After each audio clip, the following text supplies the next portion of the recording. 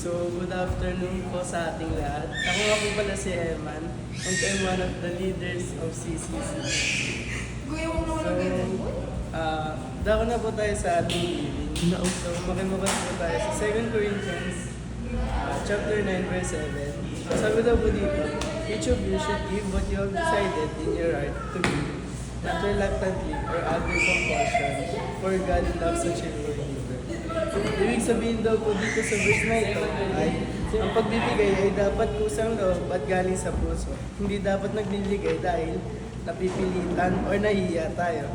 Kundi ang gusto ni Lord ay masaya ang puso natin na nagbibigay. Hindi dapat mabigat o labag sa ating mga loob. So, itaas po natin ang ating mga offering at ipag-pray po natin ito. Yay! Pakita mo na yung sayo po. Sabay yan. Hey!